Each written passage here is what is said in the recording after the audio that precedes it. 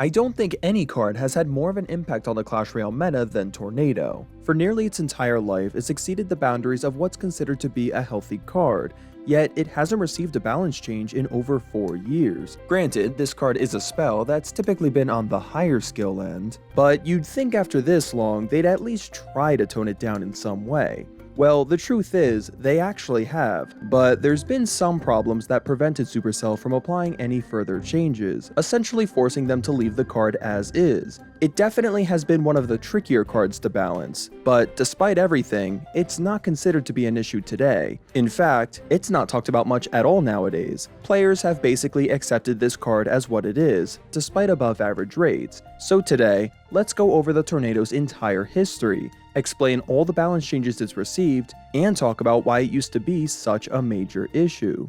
Tornado was first released on November 11th, 2016, and this Tornado was quite different from the one we know today, the biggest difference being that it lasted just over 3 seconds instead of just over 1 second.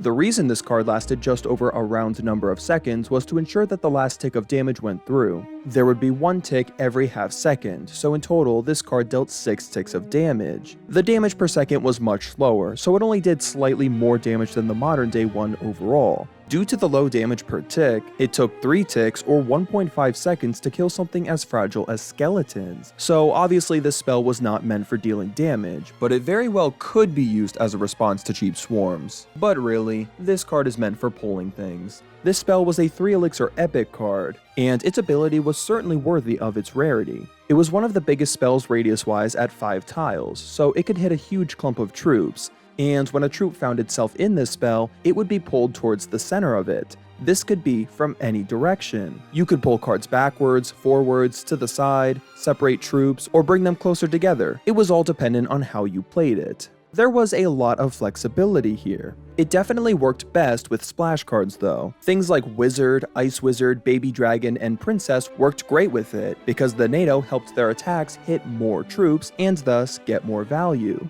Tornado could even fully counter some heavier troops with the assistance of the tower. It was a card with many functions, but Tornado would also change the game in a bigger way that players couldn't even fathom yet, because the Tornado birthed the strategy of activating your King Tower. Activating your King Tower involves getting the opponent's card to deal any sort of damage to it. That was the only way you could get it activated early in the match. Once the King was activated, you basically had a free permanent extra defense, which made countering a lot of things way easier, allowing you to focus more on offense. There really just wasn't any way to counter this either. If you played Hog Rider, for example, no matter how or when you played it, the opponent could just pull it right to their King Tower to activate, and for the rest of the match, when you play a Hog Rider, that King Tower is going to be assisting in taking it out the entire time it's within range. It also forced miner players to be more careful and strategic at where they can safely play their miner. It could easily be pulled, making any future miners much less threatening. The card that was the most negatively affected by an activated King Tower, however, has got to be the Graveyard. Activating your opponent's King Tower as a Graveyard player was detrimental because a Princess Tower combined with the King Tower would prevent all damage, and then you'd be 5 elixir down, which of course was very bad. Even if you had a freeze, it was futile because it wasn't big enough to freeze the Princess Tower, King Tower, and a defensive troop. Being able to just move your opponent's troop and activating your King Tower just wasn't a thing before Tornado. Nowadays in Clash Royale, there are a lot of ways to activate, but none of them existed in 2016. Tornado was truly one of the biggest game changers in Clash Royale history. At least, it would be if the card was actually good. According to the earliest top ladder statistic I could find, it was severely underused, and the main reason for that was because it barely did what it was meant to do, and that was to pull things. Sure, it had a lot of functions, but it did those functions so poorly. It couldn't even really move troops at all. It kind of just kept them in place. It simply took too much effort and skill for too little value. It's definitely safe to say that it fell flat. On December 15th, 2016, over a month since its release, Tornado received its first balance change. This date is the date that feels like Tornado was actually added. Its radius was increased by half a tile, but more importantly, its pulling power was increased by nearly 4 times what it originally was. This was a pretty massive buff, but even after these changes went live, the card was still seeing no top ladder play. It wasn't settling or finding a niche, and many still saw it to be very unappealing. It just didn't feel like there was much of a need for this card. Activating the King Tower was useful, but you could really only do it if your opponent was playing at least one of a few select cards. And pulling cards into a clump wasn't really useful unless you had another card capitalizing off that. A card like Tornado couldn't work well on its own, but a lot of the splash cards that should have paired well with it were hardly seen in the competitive environment. You're not going to find use with a card like this when ranged elite barbarians are charging at your tower, or when their graveyard is being tanked by a bowler. But despite the poor performance, Tornado really seemed like it had potential. Some people were saying it actually was good, or that it was underrated, but the stats told a different story. It wouldn't be until one specific card release in January 2017 for it to finally see some use in competitive play. Introducing the Executioner.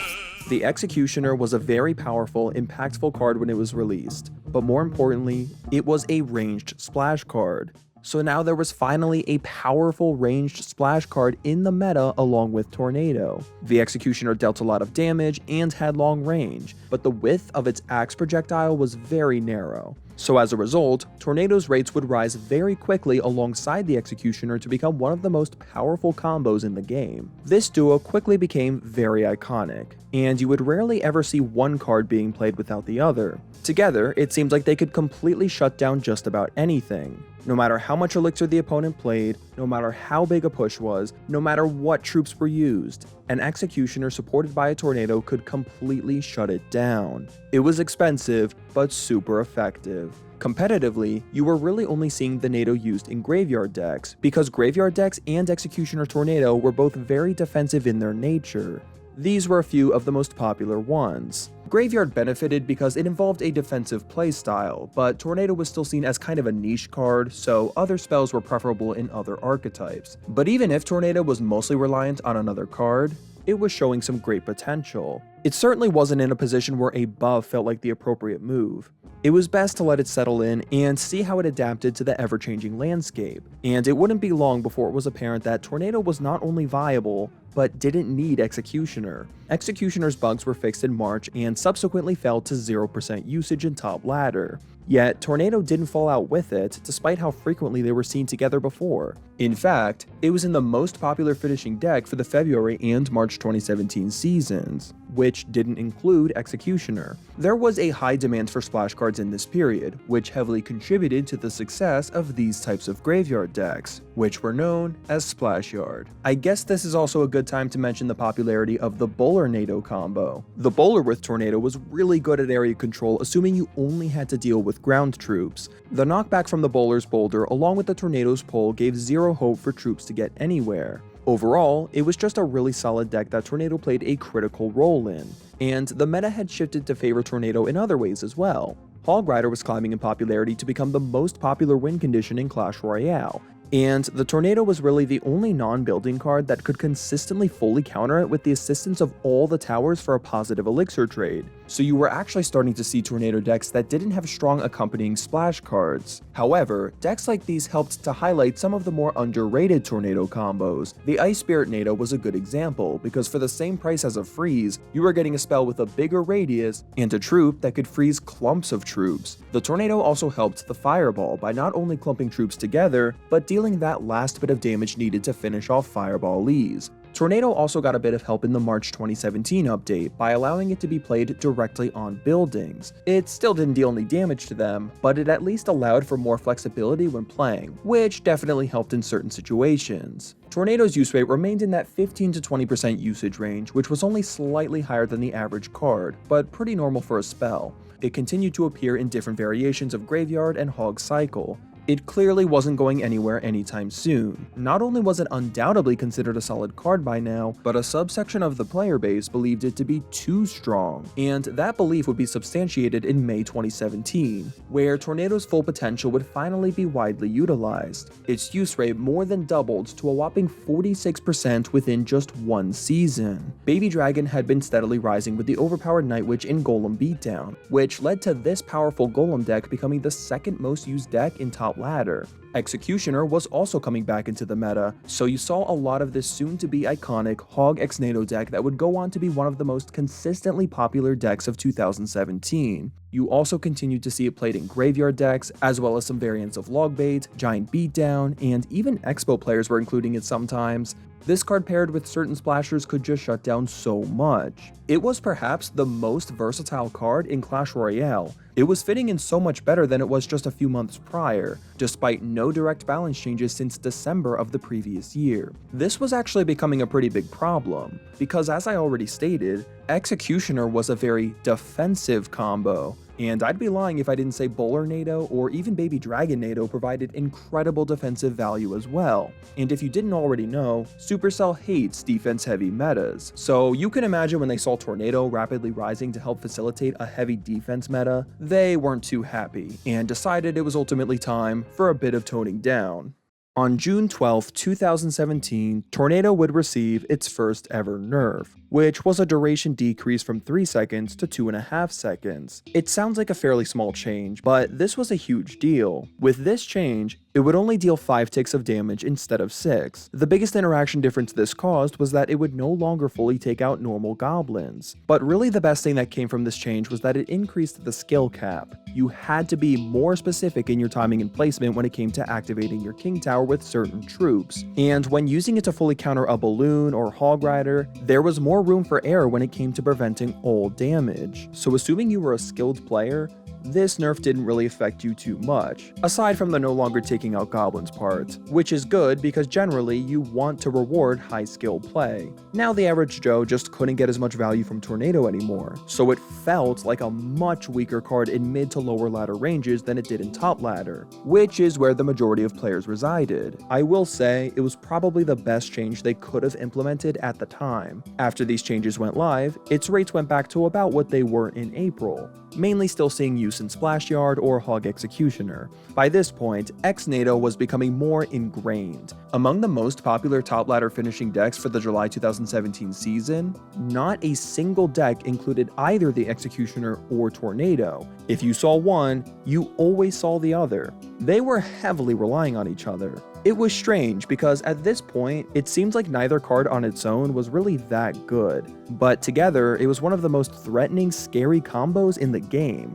At this point, their synergy had become so iconic, standing shoulder to shoulder with other iconic combos like Golem Night Witch and Lava Hound Balloon. But just because it seems like they relied on each other for a bit, doesn't mean they really did. They had already shown viability on their own in the past, but I just really wanted to emphasize how important this duo was. At this point though, Executioner was relying more on Tornado than Tornado was relying on Executioner. Tornado could really benefit just about any splash card, and there were so many to choose from, but there was only one card that could clump large amounts of troops together to help those splashers, and you kind of needed a card that could do that to squeeze enough value out of Executioner.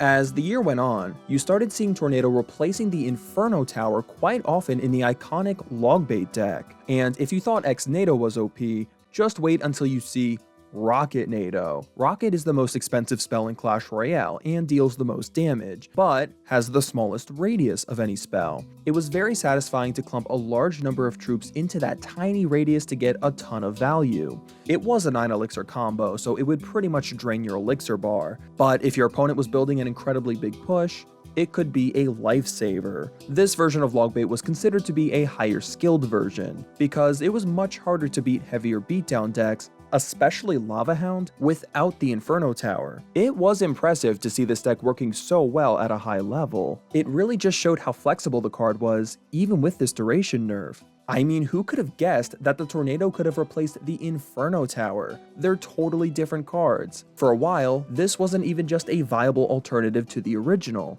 It was the dominant variant, at least in top ladder, and the developments did not stop. In October 2017, you started to see the rapid rise of a new popular Expo deck that would later be known as Icebo, an Expo deck that utilized the Ice Wizard Tornado combo. The Ice Wizard had received a rework a few months prior, and this certainly wasn't the first deck that utilized this combo, but it was definitely the strongest. I didn't mention it before because Ice Wizard Tornado was really only seen in graveyard decks, and even even though some of those did reach the top deck list, they didn't get very high. But in this instance, other than Logbait, Icebow was the most popular deck to include Tornado. In addition to those two archetypes, you were still seeing Tornado a lot in Graveyard, Hog Rider, and even some P.E.K.K.A. control decks. In total, it was used in about 1/3 of top ladder decks for the October 2017 season, overall being the 5th most used card. Tornado still had so much versatility, and a good argument could be made that an additional nerf was needed, because none of the splash cards it was synergizing with had exceptionally high use rates. Since Logbait was the most popular deck Tornado was appearing in, and because that archetype was considered to be too strong, Supercell instead focused on nerfing the core issues of that archetype, which naturally caused a fall in Tornado usage. But even after that,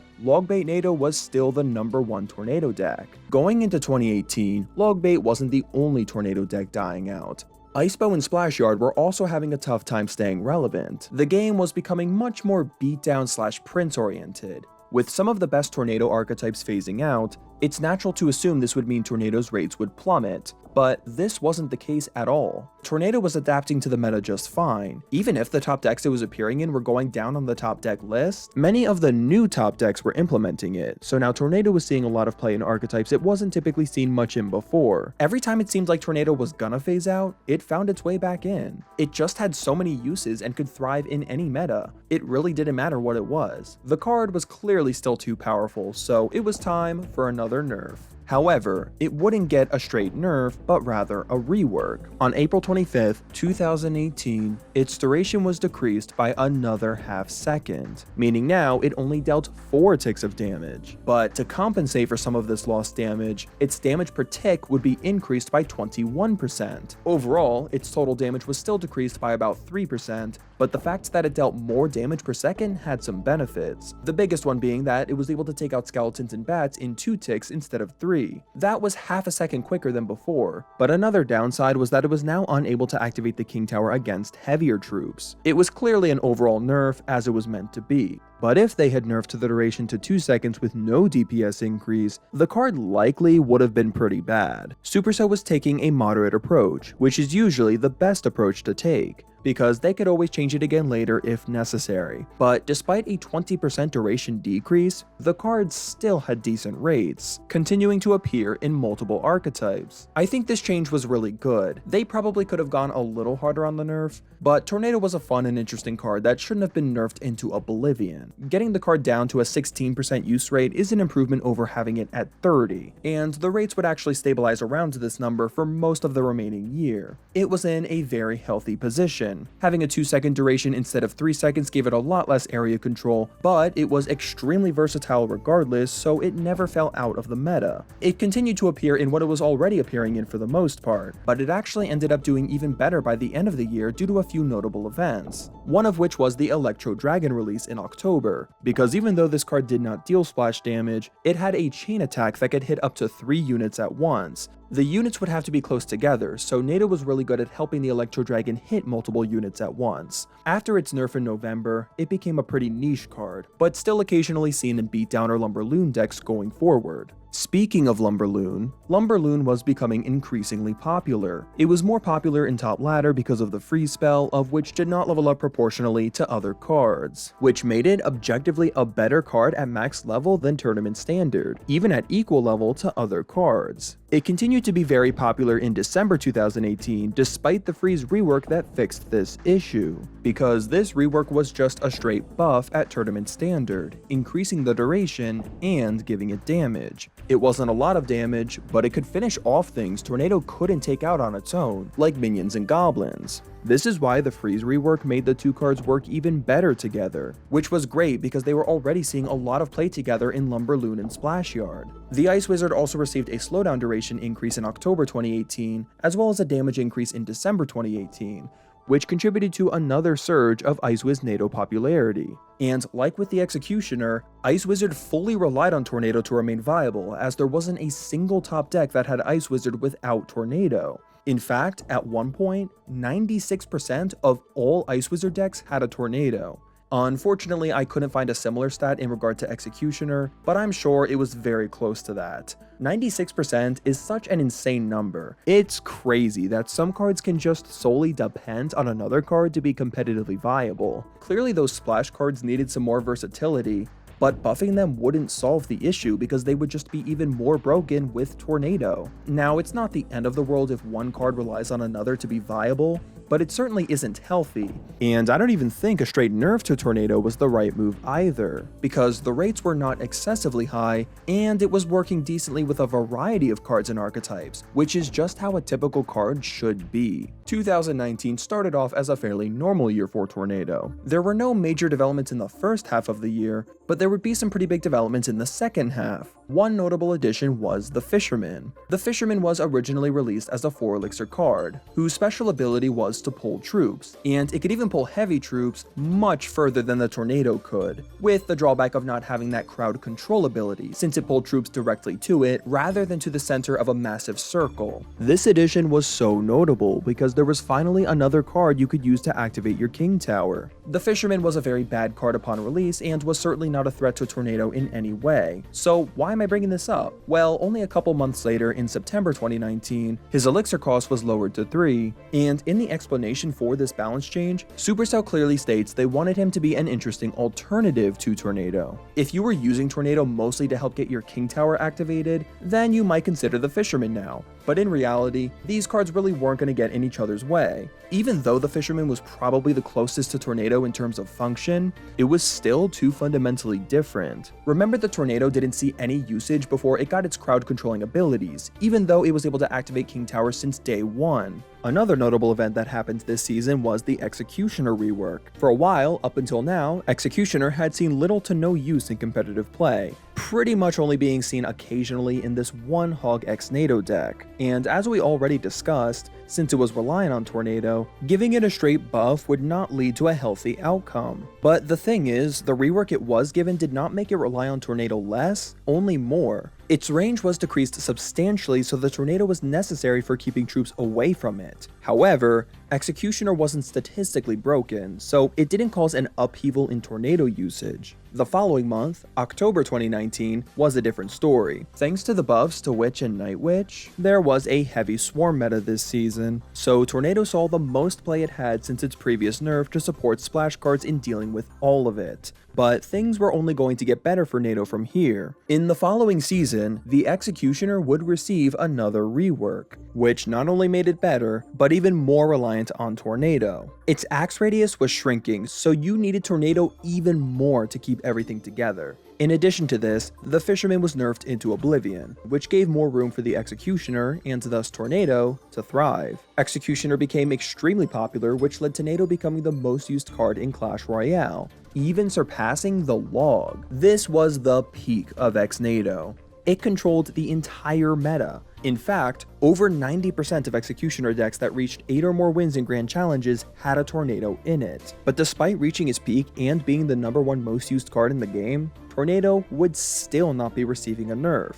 because Executioner was clearly the big issue here, so Supercell would focus on toning him down first. Despite the eventual nerf to Executioner though, Tornado was very popular in the December season. The Ice Wiz NATO combo was popular again, especially in Graveyard, in large part to help counter the Elixir Golem invasion, and a lot of the Elixir Golem decks were running Tornado too, because those decks were typically running Electro and Baby Dragon. There was sort of this cause and effect pattern. When Beatdown became prominent, Graveyard rose as a popular response to it, and then Tornado benefited exceptionally because it was popular in both of those archetypes. Magic Archer was also quite popular at this time, and there were some really rewarding high-skilled plays that could be performed with NATO as well. The environment had changed to favor Tornado so much, it was arguably better than it was before it was nerfed. Elixir Golem Beatdown and Graveyard continued to see a lot of usage going into 2020, but although those were the most popular decks, Tornado continued to see plenty of usage in a wide variety of decks. It clearly wasn't going anywhere, and it was just so influential. Seth, the community manager, put out a tweet in April suggesting the possibility of a radius nerf,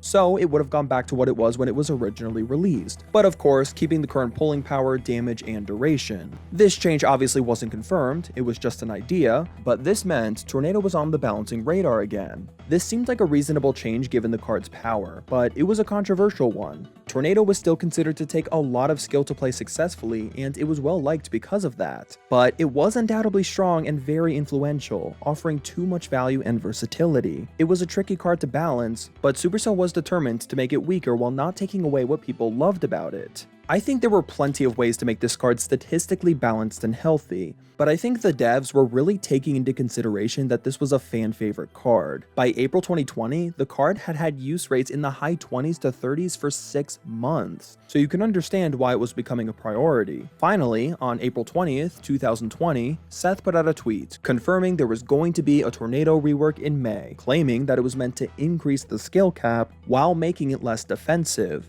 He continued to explain in tweets and interviews in depth as to why exactly this was happening. One big reason was that it was too versatile. It could be used to pull clumps of troops together with splash cards to easily take out pushes, while also being able to fully counter fast cycle cards like Hog Rider and Miner, all while being a decent counter to many swarm cards. It just wasn't fair for one card to be so effective against so many different types of cards and archetypes. It was a universal solution, and that can get stale and limit potential for other decks. He also then went on to explain how Tornado was the most used card above 7,000 trophies, which was Ultimate Champion at the time. Tornado was considered to be average to slightly above average in most areas of Clash Royale, but was exceptionally good in this small subsection of the game. But since it was a bastion of the highest skilled players, that subsection should be focused on ensuring that the environment is diverse in strategy, not just highly skilled. Even though it wasn't preventing too many different archetypes from being viable, it could get very difficult to thrive while playing those archetypes without Tornado.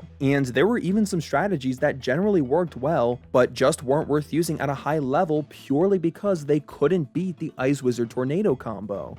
Another one of the biggest problems that we already kind of talked about was the fact that it was just so difficult to balance some of the splash cards out just because their power perception would be so different whether or not they were paired with a Tornado. So finally, after this rework, it would be easier to buff cards like Wizard, Bowler, and Executioner. So that begs the question, what was this long-awaited rework? The main thing they wanted to focus on was duration. That seemed to be the biggest issue. So that was decreased from 2 seconds to 1 second, meaning it now only dealt 2 ticks of damage instead of 4.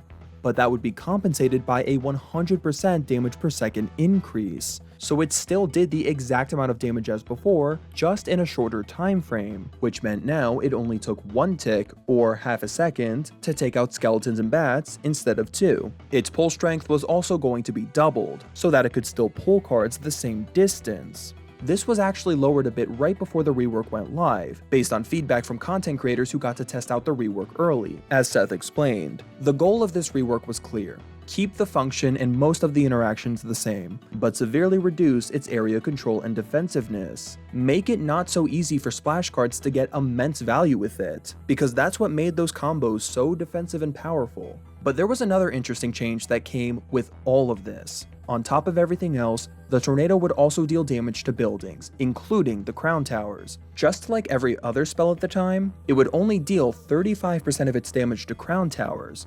It was actually kind of a negative though, because since it had such a big radius, you had to be careful not to let it touch your opponent's King Tower by accident. It also killed certain strategies, such as pulling a split-placed 3 Musketeers to the same side when placed in the back, because now you'd be activating their King Tower by doing that. Seth talked about how in some areas of competitive play, this card was used in 28 to 29% of decks, and he was hoping this card would fall to around half of that. But when it comes to big reworks like this, only time could tell how the card would truly fit in.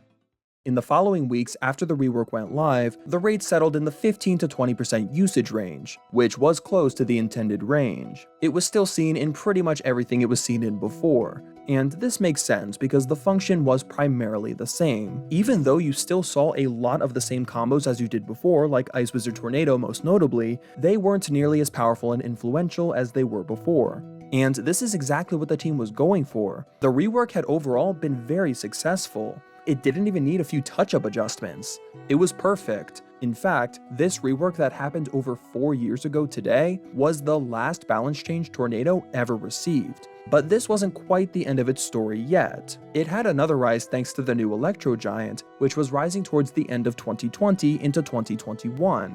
Electro Giant was a new win condition that worked extremely well with NATO naturally because of its mechanic. You see, it had kind of a force field. If anything within its shock radius attacked it, it would be stunned and take damage. So of course when countering him, you would try to keep troops out of this danger zone. But with Tornado, those troops could be sucked right into the death zone, forcing them to embrace the power of the E-Giant's Thorn armor. This was pretty devastating against certain decks that relied on ranged cards to take care of it, because there really wasn't any counterplay. The E-Giant NATO combo went on to be a very popular combo going forward. Whenever you saw an Electro Giant, you were almost certain to see a Tornado with it. In January 2021, this mortar deck with the Firecracker was seeing success. Because of all this, the rates were climbing fast. By March, it had peaked to being in more than 1/4 of decks, but they did mellow out when the Electro Giant got nerfed in September 2021. However, it was clear that the Tornado still had so much potential. It could still work well with several different types of cards in different archetypes, so it was undoubtedly going to have more uprises in the future. So if you thought the 2021 peak was big, just wait until we look at 2022.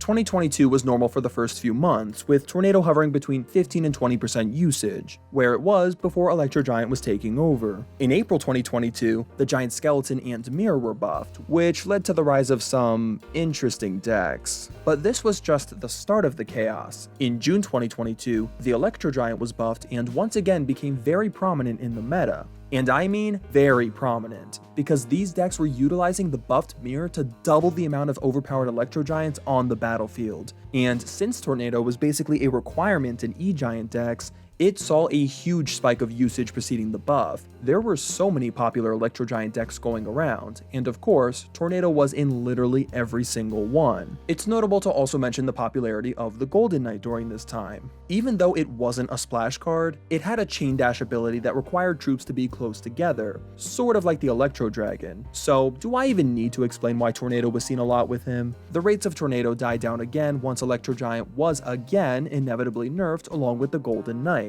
But shockingly enough, this period wasn't even the Tornado's peak of 2022. That's right, Tornado would have another huge spike in usage in October 2022. But what could possibly call for more demand for Tornado than a double E-Giant meta? The Phoenix and Monk warped the meta overnight. It notably brought back Executioner Tornado, which was one of the best solutions to a meta with tanky, flying, high damage melee attackers, and Elixir Golem Beatdown was incredibly popular again, which brought back a high demand for Electro Dragon. The Phoenix was so unprecedentedly broken that it caused almost every card's use rate to radically change overnight. For a brief period, Tornado became the most used card in Clash Royale besides the two new meta drivers, easily the highest the card has had since the Executioner peak back in November 2019. But even after an emergency Phoenix and Monk nerf, it was still seen in around 1/3 of decks for the entire November 2022 season. Even with further nerfs the following month, it was still overperforming. These periods of Tornado uproar were so frequent, where Tornado would just so happen to benefit more than usual thanks to great synergizers being stronger than they should be. This might sound like a balancing issue that's the fault of pretty much every card except Tornado, and I'm not even denying that possibility, but it was clear that these types of metas were always going to come. The game is never going to be 100% balanced. Something is always going to be at least a little too strong, and if that thing synergizes well with Tornado, which there's a solid chance it will in some way, then Tornado is going to reap a lot of benefit and see a lot of extra play. Funny enough, this was similar to the position the Mirror was in during April to September 2022. Mirroring cards 2 levels higher didn't seem to be broken on its own. During this period, there were times where the card had average rates, but the problem was, it was thriving so much when there was a card that was even just a little too good. When Earthquake was a little too good, Mirror spiked in usage to accompany it. When Electro Giant was a little too good, there was another spike in Mirror usage. Even though other cards were clearly at fault for the Mirror's exceptionally high rates, this trend would have undoubtedly continued with other cards, causing Mirror to continuously have exceptionally high rates. In a perfectly balanced game, Mirror would have been fine at +2 levels. but that can never exist. Mirror had to be nerfed into oblivion for the overall health of the game. I think a similar argument could be made for Tornado here, but since it was a higher skilled and more loved card, it wasn't just going to get nerfed into oblivion like the Mirror. With Tornado consistently being one of the most popular cards throughout 2022, it was ultimately decided that it was time for another nerf. So in the February 2023 balance changes, Supercell announced they would nerf the Tornado's damage by 6%, so that it would take both ticks to kill skeletons instead of one. It seems like a fair nerf that would certainly not kill the card, but still take away a nice benefit. However, this was concerning to a lot of players, because this change would actually buff the card in an unintended way. You see, some players purposely left their Tornado underleveled, because taking 2 ticks to kill skeletons meant that if timed correctly, you could activate your King Tower with a skeleton from a graveyard, since it would survive long enough to hit. The reason this wasn't possible when it took 2 ticks to kill them previously was because the pull strength was so much weaker.